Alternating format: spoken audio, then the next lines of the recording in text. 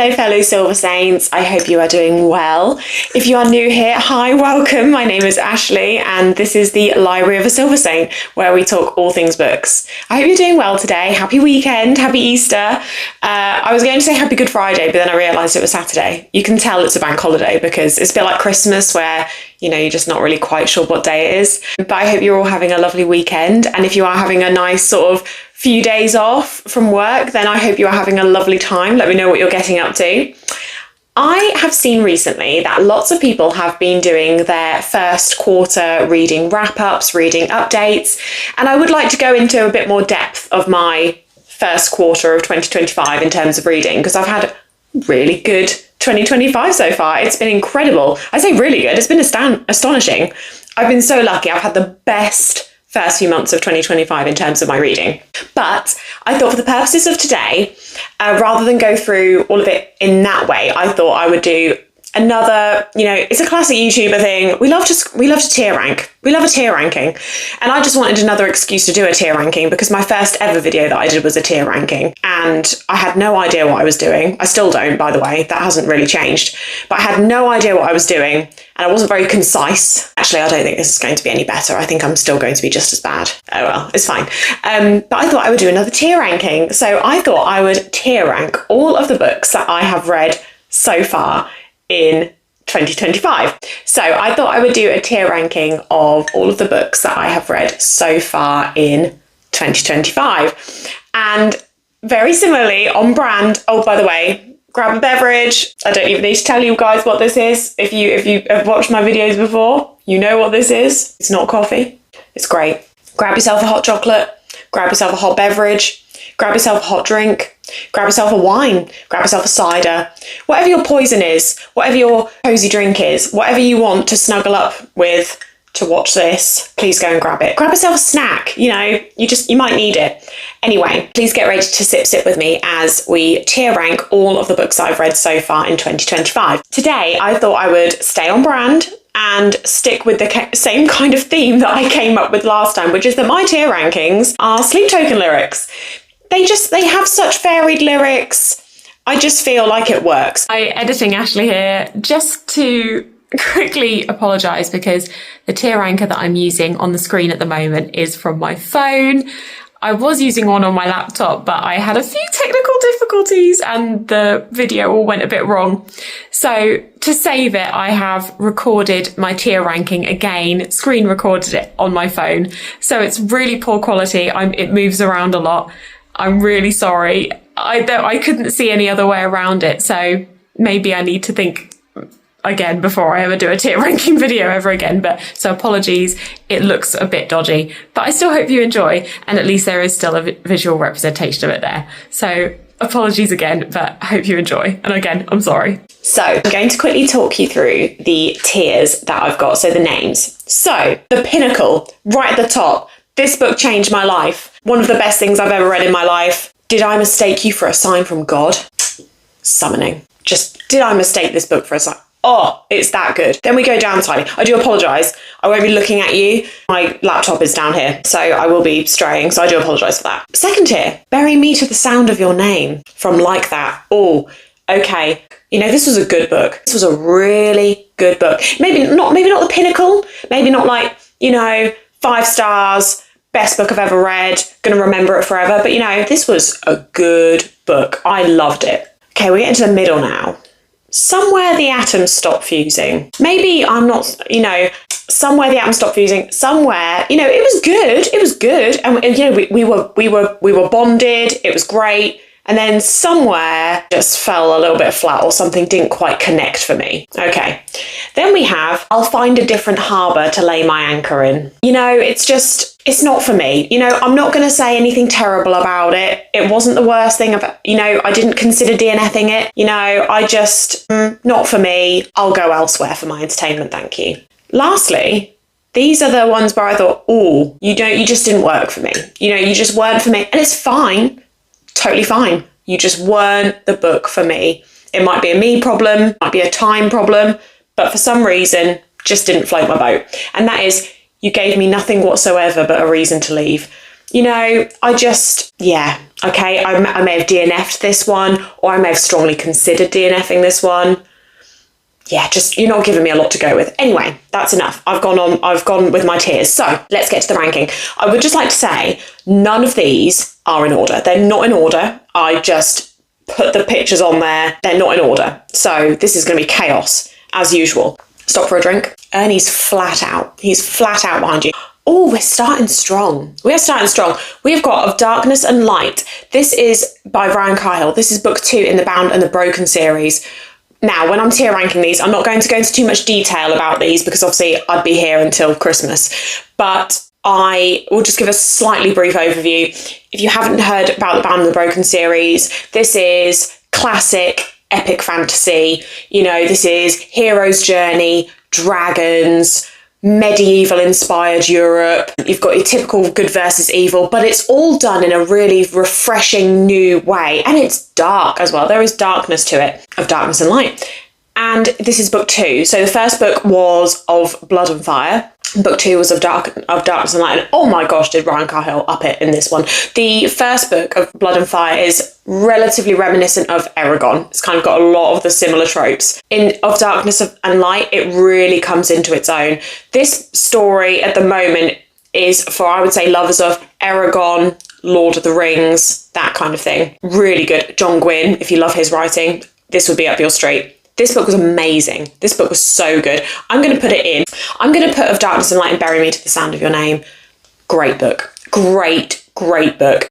He really upped his game in that. Bury Me to the Sound of Your Name. Great book. Loved it. Ooh, Dalagut Dream Department Store. Dalagut Dream Department Store. I did this as a book club read. It felt very reminiscent of Before the Coffee Gets Cold, if anybody has read that. Felt very, very reminiscent of that, but with a fresh new take. So it's centered around a girl who starts work. It's very magical realism. It's a girl who starts a new job at a dream department store where essentially people can go, they can visit this store in their dreams, and they can purchase dreams. And a very interesting concept, a very good one for discussion. This is why we chose it for book club, because it opened up a lot to discuss. It was a very emotional book, and there were certain chapters and certain people's stories, certain dreams that people choose that were very emotional, very hard-hitting. Some of them were very warming. It touches on lots of different topics. You've got sort of romantic relationships. You've got love, loss, grief, family.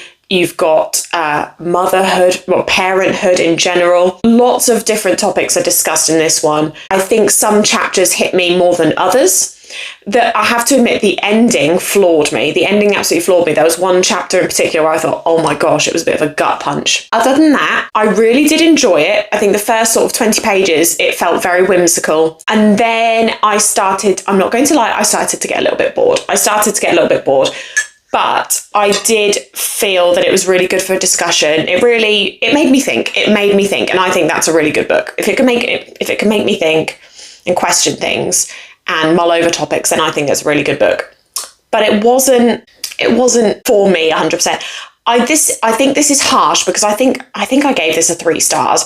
So I think this is a bit harsh, but I'll find a different harbour to lay my anchor in, because I'm not interested in buying book 2. I know there's a sequel and I'm not that interested, but I didn't not like it. I did enjoy it. It's just, I won't go for the second. Now we have Aurora.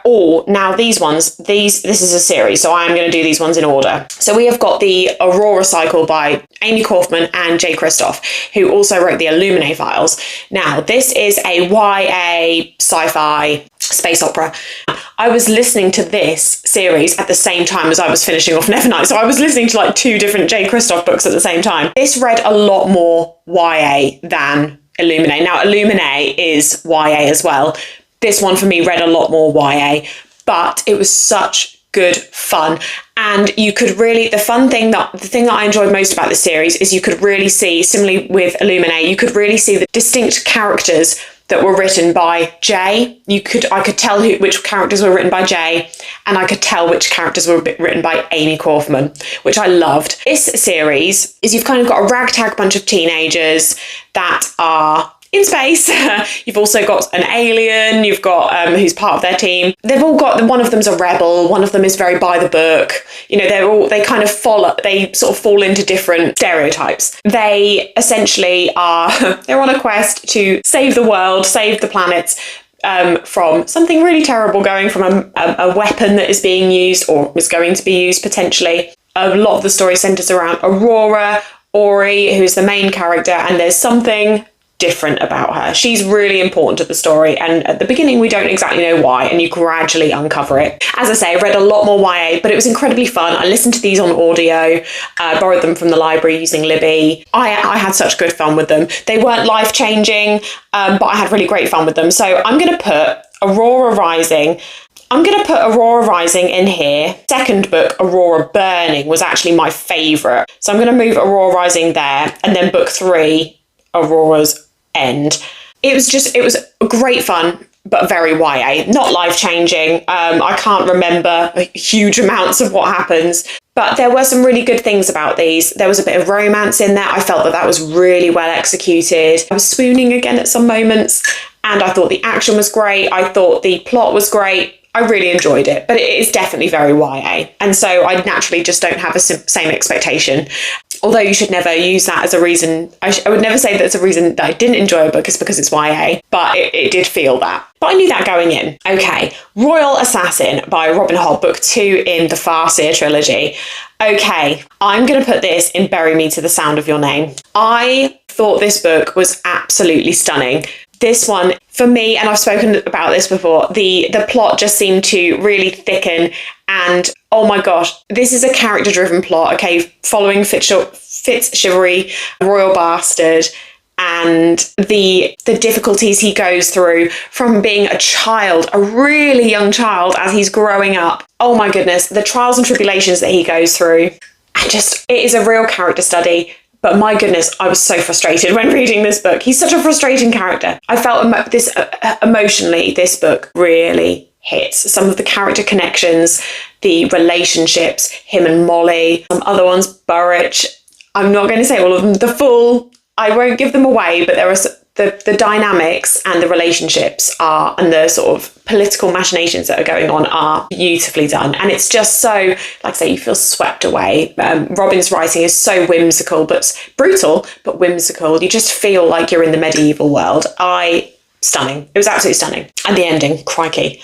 Prepare yourself. Okay, the next one is American Kingpin by Nick Bolton. Completely different for me. This one, I was on holiday and I bought this for my partner for Christmas because I thought it would be right up his street. He read it when we were on holiday, said it was really great. So I thought, do you know what? I'll get through that in a couple of days. And I did.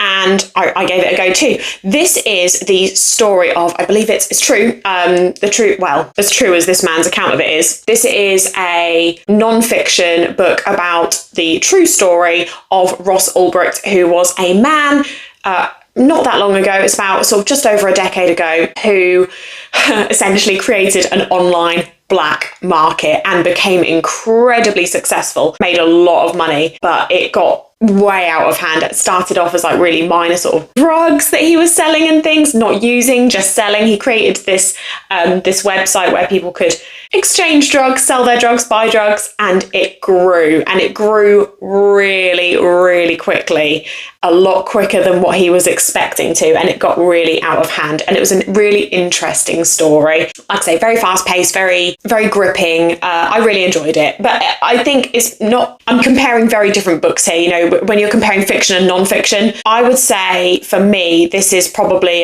somewhere the atoms stop fusing. This is a very different kind of book. It's very difficult to sort of tier rank it in with fantasy reads and things. It was a really good book. I really enjoyed it. I would recommend it. It's not life-changing. Okay, then we have Child of the Night Guild by Andy Pelequin. Now, this one, I really enjoyed so many aspects to this. So this is book 1 in his trilogy. I think it's the Queen of Thieves trilogy. It's about a girl, Viola, and she is essentially sold by her father into this guild where she is trained to be a thief. It's awful. It's heartbreaking that she has had her father do this to her. It's awful. The only thing that I found about this book is the pacing was quite off. So you've got the first 70-80% is her training for this incredibly impossible task. The task happens at about 80%. She overcomes it immediately without a hitch, and then something really dark happens at the end. And I found that all a bit, I don't know what I'm doing. It's like I'm having a little dance. It just didn't, the flow wasn't there. I really enjoyed the sort of build up of her training, but that went on for a very long time for this impossible task only to just be done without a hitch. And then this awful thing happens. And the thing that happened at the end, it is dark. And he says it's a dark. Did you hear that? I think Ernie's just woken up. I might turn you around and show you him in a minute. He's very chill. The thing that happened was really dark, to the point where I felt a little bit, did it have to be that? And I questioned it a little bit. And I felt like it was just chucked in at the end, almost like shock factor to get you in for the next one. I could be completely wrong with that, but that's how I felt. And it didn't sit very well with me. So I'm going to say, for Child of the Night Guild, I'm going to put it in, I'm going to find a different harbour to lay my anchor in. I really struggled with that last twist and the pacing, sort of, the overcoming the challenge, but it just being so easy. I found that a little bit difficult. It felt like the stakes were so high, but then immediately they were really low again. It felt like they'd been built up for you to only think, why would they? Yeah, it didn't hit for me. I'm going to say I'll find a different harbour to lay my anchor in. I don't know if I'm going to continue with the series, but looking forward to trying Andy's other books, Dark-Blade Assassin predominantly. Okay, Of War and Ruin. Right, I need to get a move on. Of War and Ruin, Did I Mistake You for a Sign from God? Book 3 in the Bound and the Broken series, the book that comes after Of Darkness and Light. I read this on holiday, 1,456 pages or something like that. It's an absolute behemoth of a book. It's huge. The book is right there on my shelf. Can you see that? Massive. It's huge. It's like a brick. You could throw it at someone and do some like significant damage. Don't get any ideas. 5 stars. I was reading the biggest book that I've ever read, demolished it. Now, admittedly, I did it on holiday. I had plenty of time to read. That was the perfect time for me to do it, to be fair. I didn't want to put it down. The characters really come to their own. The story gets the stakes, found family, the relationships they have, the heartbreak, the action. Phenomenal. I can't say too much because it's book 3 in a series and it's spoilers, but phenomenal. Love it. So excited for Of Empires and Dust book 4, which I have got on my Kindle. I'm excited to get to. I just need to find some time to get to it because it's even bigger than Of War and Ruin, I think. Down the Drain by Julia Fox. Again, completely rogue. I listened to this on audio because Fran, my friend Fran, had listened to it and she said it was incredible. And then my friend Lauren had also listened to it and said it was great. And so on holiday, I thought, do you know what? I had a credit. I thought I'd get it. I had no idea who Julia Fox was. I believe she is a model and an actress as well, but she tells the story of her upbringing, her life so far, and wow, she's had a roller coaster of a life, an absolute roller coaster. I thought she wrote her story beautifully. She narrated the audiobook as well, and again, her narration was really good. My goodness, I just couldn't help but think, wow, her life is wild. It blew my mind because to me, it's just everything, like, it's not written for shock value, but her life has shock value to it for me. I thought she did a really good job. Again, I struggle with non-fiction to rate it and rank it, and a lot of people don't rank or rate non-fiction. So that's why I'm kind of just putting them in somewhere they haven't stopped for using. It's not that didn't enjoy it, it's just that I find it really difficult to give a non-fiction book a rating because when you're comparing it to fantasy, it's impossible. So I'm going to put it there, but I really enjoyed it and I would recommend it. Blood Over Brighthaven by M.L. Wong. Did I mistake her for a sign from God? I did a buddy read of this with Abby, Books and Three Cats, spontaneously whilst I was on holiday. Abby had put on her story that she was going to start it, and I said, if you do, I'll buddy read it with you because I knew I was desperate to read it. And I think she went for it and I was like, right, that's it. I'm downloading it. 2 days. I read it in 2 days. Beautiful. Absolutely. I can't. The topics that this book discusses, so many themes, but they're not just skimmed over. They are, for me, M.L. Wong explored these themes so well. Education, misogyny, the unfair distribution of resources in society, technology and what it means for us in society, how people are treated because of where they come from and their past and their history and their race. and their ethnicity. And then also government, politics, what people are told versus what the truth is, manipulation. So much is discussed in this. And I thought it was done beautifully. The thing I like the most about this book as well is that it's not afraid to talk about these topics. The two main characters in this openly discuss these topics. They don't see eye to eye.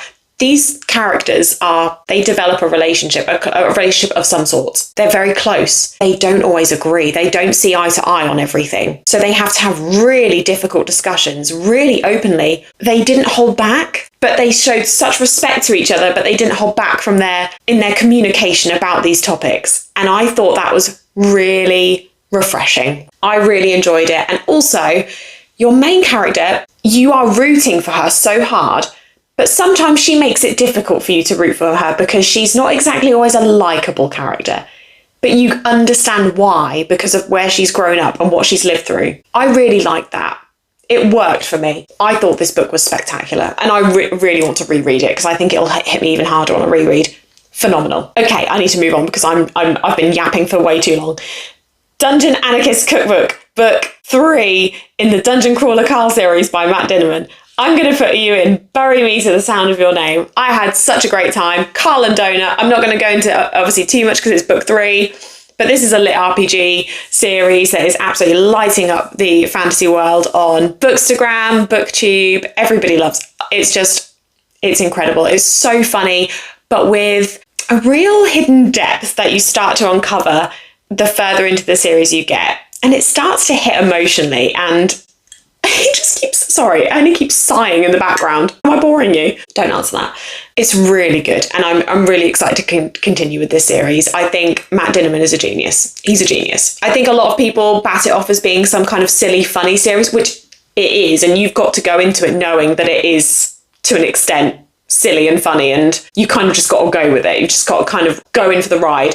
Mike's book review spoke about this the other day. He's just finished the first book and he really enjoyed it. And he said, you can't go into this being serious about it. You have to just be along for the ride, accept that it is what it is. And I agree with him completely. Just let yourself go with it. But there is depth to it as well. And it takes time, but there is depth to it. Really enjoying the story. Can't wait to carry on. The Crimson Moth by Kristen. Now, I don't know how to say her name. People have been saying Ciccarelli, Cicciarelli, Cicerelli. I'm really sorry. I've got no idea. I've heard multiple people say her name in different ways. Kristen. The Crimson Moth. I'm going to put this in somewhere the atoms stop fusing. Romantasy, I have different feelings about it. For me, this didn't emotionally hit me. I don't really, in terms of character connection, from my connection to the characters and the character development, and in terms of like emotional impact and things like that, this kind of writing, this sort of book doesn't always necessarily hit for me. I'm going to put it in here because it's not a book. I really enjoyed this book. I had really good fun with it, and I really want to read the sequel to it, but they just don't stick with me very well. I think it's because the majority of the plot is based on romance, and for me, it just doesn't stick for me as much in terms of, like I say, character development and plot and emotional impact. It didn't really hit me emotionally. However, I love the tension. I really enjoyed Rune's character in this. I love the world, the kind of witchy, it's kind of like Bridgerton-esque in terms of the world. And then you've got the witches, you've got the tension between Rune, who is a witch, and a witch hunter, Gideon, which I really liked. And I really liked the magic in this. The actual witchery, the magic, really, really good. I liked it. I really enjoyed that. I'm not going to remember it forever. It's not going to be a hard-hitting one for me. So that's why I'm going to put it there. I felt like I really had to justify myself there. Dark Dawn by J. Kristoff, book 3 in the Nevernight Chronicles. I'm going to put this one in Bury Me to the Sound of Your Name. I love the Nevernight Chronicles. They are all 5-star books for me, 5-star series, but Nevernight and God's Grave personally were my favourites. I would put those two in Did I Mistake You for a Sign from God. This was an excellent conclusion to the series. I love Mia, Mr. Kindly, Eclipse, Ash. This series is incredible. Mia she's an assassin. She's been trained. She is seeking vengeance on the people that destroyed her family. Excellent. excellent finish to the series. It was very emotional. It was really emotional. I cried. It didn't quite hit as much for me as the first 2 books. It's still an incredible book. So Bury Me to the Sound of Your Name. First Time Caller by B.K. Borison. Again, we're gonna go here. Romance, again, is one of those things. Contemporary romance, I don't struggle with it. I just don't tend to read a lot of it because for me, it's very similar in terms of The Crimson Moth. It's not that I don't enjoy romance. I tend to use these sort of books as a palate cleanser in between bigger, grittier reads, because they're often quite quick to get through and they don't have the emotional impact for me or the character connection for me enough to make me remember them forever. I really enjoy them. They kind of get me, like, they fill that little gap in between the bigger, harder hitting books where I just need a bit of a mental break. And that's what First Time Caller was for me.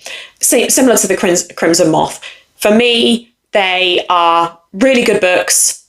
I had such fun with it. I really like the characters. This is a contemporary romance about a woman who is about 30 years old. She's got a sort of verging on adolescent daughter, and she just hasn't made time for love. And her love interest is a radio presenter, and he presents a show on the radio that is based on finding people love and talking about their problems, their relationship issues. And they meet and they talk and over this show, and I was kicking my feet at points. It was really cute. It just won't sit with me forever, but I really enjoyed it. One Dark Window by Rachel Gillig. Again, you've kind of got the same thing. I enjoyed One Dark Window more than The Crimson Moth. Witchy, no, not witchy. Gothic, magic, misty, forest, castles, completely atmospheric. So atmospheric. The tension in the romance was really, really good. I thought the plot was really good. Rachel's writing is the thing that stood out for me in this, though. It is beautiful. It's so poetic. There are lots of little poems in it, but it's so poetic and just so beautiful. It's ethereal. It's gorgeous. I really enjoyed One Dark Window. And this is book 1 in the Shepherd King duology, based around a young woman. She has some abilities that she's sort of coming into, and she has a demon in her head. We're in a world where there is a blight that is taking over the land, and people that have been into the blight get really poorly, and then are kind of frowned upon by society because they're kind of, it's stuck with them. And this has happened to this character, and she has had the blight and it's made her ill, and now she has these sort of strange abilities that have come with it, including this demon in her head. That's my favourite character. I really enjoyed it. As I say, so atmospheric. I read it at completely the wrong time of year. I read it in spring. I should have read it in autumn, winter. But I really enjoyed this book. The Exile by Ryan Cahill. Did I mistake you for a sign from God? This is the slight prequel novella that comes before Of War and Ruin. This focuses on 2 main characters. Dane and Taurus. There's 2. Dane and Darla. This focuses on Dane and one of my favourite characters ever, Belina. I'm not going to say anything because it's such a short book, but it focuses on them 2 characters in particular, and Dane's story. Dane's story broke my heart, but Belina fixed my heart and she put it back together again. Amazing female character, one of the strongest, one of my favourite female characters ever. I love her. It's such a small book, but it packs such a punch. Emotionally, it made me laugh. The plot was great. And it gave me such a good insight into these characters before going into Of War and Ruin. Chasing the Wild. This is a bit rogue for me, I'm not gonna lie. You gave me nothing whatsoever but a reason to leave. Okay, I knew what this was. I knew what it was going into it. I knew what it was. It's a steamy cowboy romance. It's a controversial steamy cowboy romance. I really like Yellowstone. It's one of our favourite series that we watch. And I thought, do you know what? I fancied something really light-hearted, something easy to read. I think I'd just been reading some really heavy books. Yeah. The first bit was fine. For me, it was fine. And the tension was good. And then it all went downhill. Not for me. I struggled to get through the second half. I'm not going to lie. I struggled to get through. But, not for me. It's not for me. But for someone else, it's totally great. You all guys already know where this is going. The Blade Itself by Joe Abercrombie. Yeah. Book 1 in the First Law trilogy.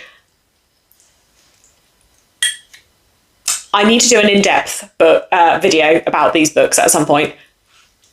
He's called Lord Grimdark for a reason. I can't stop thinking about it. That's all I'm going to say. I can't stop thinking about it. I can't stop thinking. Yeah, I'll make a video on it at some point. I can't. Golden Sun, book 2 in Red Rising. And we'll also put Morning Star. Did I mistake you for a sign from God? Oh my gosh. Phenomenal. Absolutely phenomenal. My heart was torn out from my chest. It was put in again, and I thought everything's going to be fine. Pierce Brown then took it out again, flung it out into space, sent a meteor into it, and then all the pieces just drifted back down again, just in time for me to slightly try and put them back together again. I've made my video on Red Rising, the first 3 books. These 2 books were incredible. Incredible. I can't wait to reread. Incredible sci-fi series, kind of very reminiscent of Star Wars, bringing an empire down from within. Oh, astonishing. Absolutely astonishing. I can't say any more. I've just done a review on them, but phenomenal. Silence of the Girls by Pat Barker. This is a Greek mythological retelling on the Iliad. So you've got it from Briseis' point of view. So basically this is the story of the Battle of Troy, the War of Troy, and the Trojan War, should I say, from a female perspective. And I thought it was absolutely beautiful. It was brutal, absolutely brutal. And actually what made it even harder or better for me in a way was I read this book and then the day after that I watched Troy, the film with Brad Pitt, because in that film, Briseis is in there, put to the wayside completely. You can still see she's a strong character, but she's left to the side completely. But this is completely from her point of view. And I love that. I found it so powerful. It was heartbreaking. Pat Barker writes beautifully.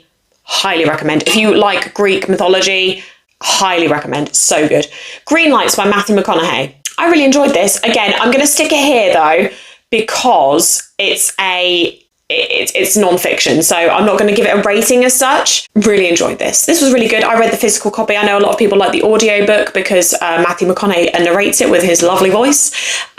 Really good. And just a really interesting dive into his life, and he's just lived such an interesting life, and he's just lived completely without regret. He has just followed his heart, just seen where the wind blows him. Essentially, he just goes with the flow. And as somebody who's really not like that, I panic about everything and I worry about everything and everything that's going to possibly happen. This man just doesn't seem to do that. Just go with the flow. Just see where the wind takes you. And I love that. I found it so refreshing. Really enjoyed it. Really enjoyed it. Silence is Silver by Andrew Watson. This is the prequel novella to his Shadowbinder series. I'm still yet to read book 1 and 2 in that series. Really looking forward to getting to them. Bury Me to the Sound of Your Name. I thought that was a really, really good introduction. It packed such a punch, such a short amount of pages, but Andrew really packed a punch. I'm so intrigued by the world and what's going on. The ending, it floored me. He did something that just slapped me around the face and I just did not see it coming. I was just floored. I can't wait to finish his series. Really good. Loved it. Final Empire, Mistborn.